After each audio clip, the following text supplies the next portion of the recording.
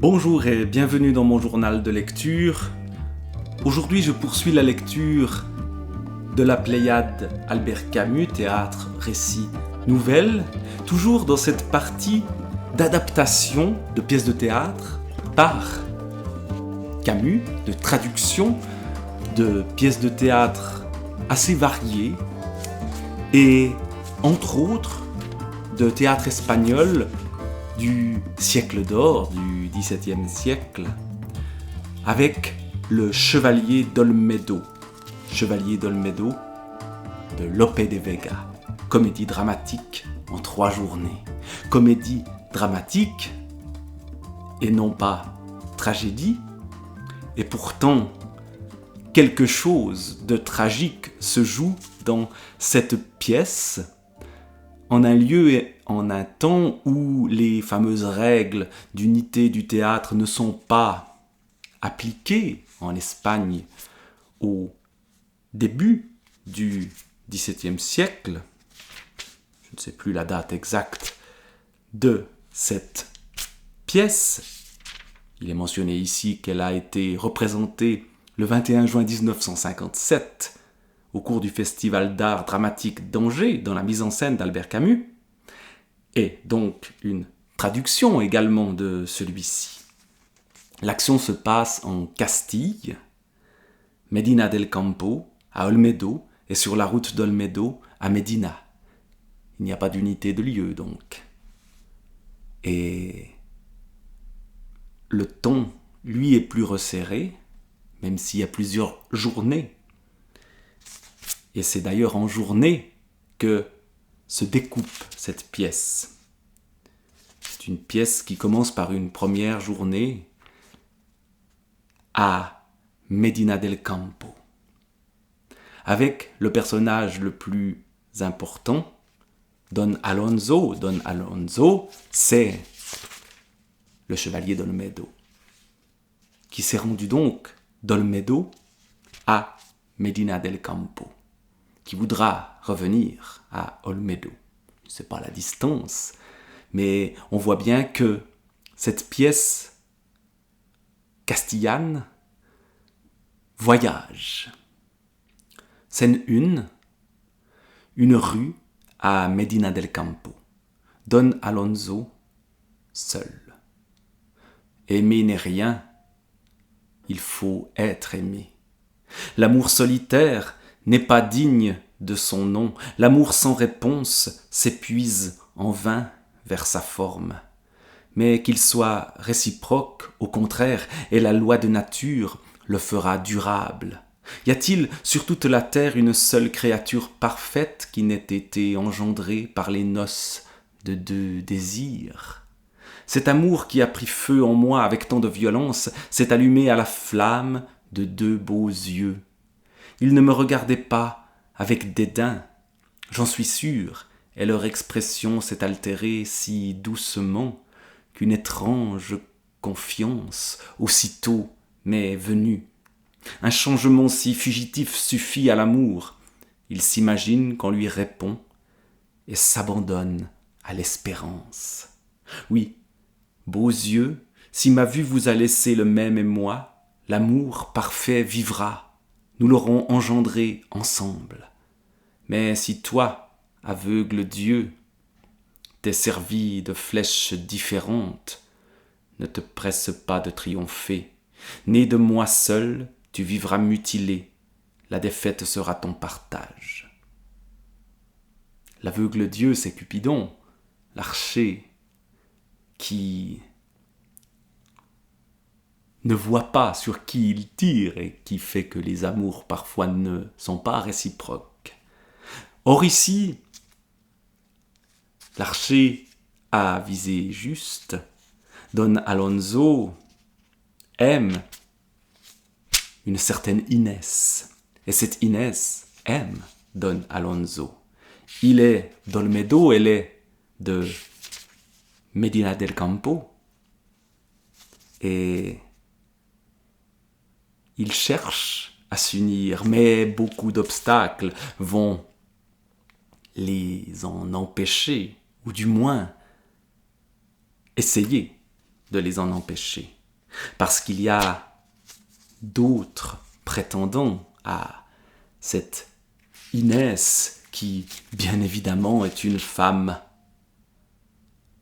parfaite, d'une beauté qui ravit tous les hommes, et Don Alonso lui-même est l'homme qu'il lui faut. C'est un chevalier courageux, beau, tout ce qu'on peut imaginer. On a beaucoup de clichés dans cette histoire-là. Donna Inès. Dans la scène 3, dans une pièce de la maison de Don Pedro, le père de Doña Inès, à Médina, avec Doña Léonore, sa sœur. Doña Inès. Tout le monde dit, Léonore, que les étoiles président à sa naissance. Doña Léonore. Quoi? Sans elle, il n'y aurait pas d'amour en ce monde? Doña Inès. Réfléchis à cela. Depuis 2 ans que Don Rodrigo me fait une cour officielle, sa personne et ses manœuvres m'ont laissé de glace. Mais à l'instant même où j'ai vu à la ville ce séduisant étranger, mon cœur m'a dit « Voilà celui que je veux ». Et aussitôt je lui ai répondu « Qu'il en soit ainsi ». Dis-moi donc, qui dispose ainsi notre cœur pour l'amour ou contre lui? Donna Léonore. L'amour lance ses traits en aveugle. Il tombe rarement juste et manque souvent son but. Mais enfin, bien que j'aime Don Fernando et que je me sente obligé de plaider pour ce Rodrigo si détesté, puisqu'il est son ami, il faut avouer que cet étranger a grand air. Et ici on découvre, avec la reprise de l'aveuglement de l'amour, le fait que là il a tiré juste, mais il y a ce Don Rodrigo qui fait une cour officielle à Inès depuis 2 ans et elle reste de marbre. Il y a un rival local, alors que c'est un étranger qui a saisi son cœur. Alors comment faire face à cette rivalité? Plusieurs subterfuges vont être mis en scène. Évidemment, Alonso et Inès vont se rencontrer, vont s'avouer leur amour, mais il faut convaincre le père, il faut se débarrasser du rival. Et c'est là qu'interviennent des personnages serviteurs ou un peu étranges, Fabia et Tello, qui vont au fond essayer d'aider Inès et Alonso à s'aimer. Le problème, c'est que le père, Pedro, a promis sa fille à Rodrigo, qu'elle est évidemment en devoir de lui obéir. Et que faire? Alors, il y a une manière de désobéir à son père qui impose un mari. C'est de choisir le mari qu'on ne peut pas refuser. Et à cette époque-là, le mari qu'on ne peut pas refuser, ce n'est pas un chevalier étranger, c'est Dieu. Et donc c'est entrer dans les ordres. Et donc Inès va faire croire qu'elle veut entrer dans les ordres.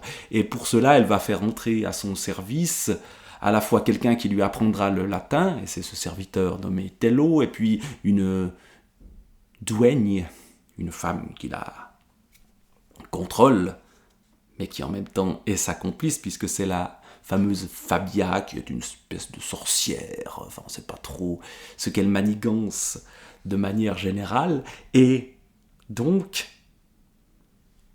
un piège se crée petit à petit, pour faire en sorte que cet amour puisse devenir officiel, et que le prétendant officiel ne le soit plus, même si il y a un troisième larron dans cette histoire-là, c'est Dieu. Alors, que se passera-t-il dans la suite? Je ne vais pas tout raconter.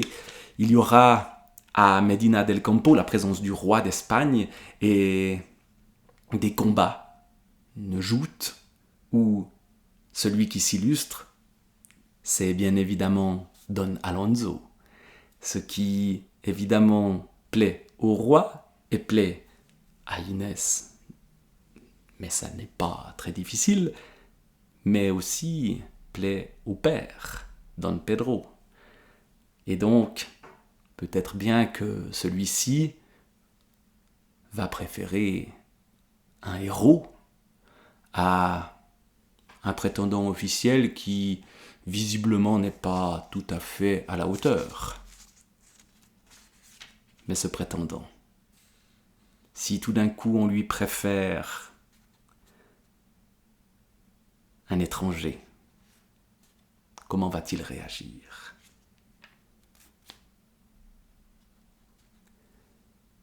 Cette histoire-là, le chevalier d'Olmedo, est au fond assez classique, tout en étant hors des règles qu'on apprend par cœur, les 3 unités, etc., qui ne sont pas encore d'actualité et qui en Espagne me semblent moins appliquées qu'en France, par exemple.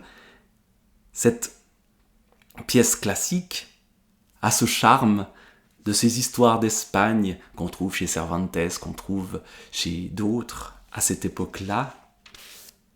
Il y a une certaine idéalisation de l'amour, mais aussi une certaine violence, des combats rudes qui ont lieu. On est prêt à se battre. Et puis, une dimension aussi d'ordre fantastique, des personnages d'ombre qui apparaissent. Alors que Don Alonso rentre chez lui à Olmedo, une voix à l'intérieur chante depuis le lointain et vient en s'approchant. C'est dans la nuit qu'ils le tuèrent, le chevalier, l'ordement de Medina et la fleur d'Olmedo. Cette sorte de voix fantomatique qui prédit peut-être un avenir plus sombre que celui qu'on attendrait. Mais l'avenir est-il si sombre que ça ? Je ne lirai pas les dernières pages de cette pièce de Lope de Vega, le chevalier d'Olmedo, traduite par Albert Camus.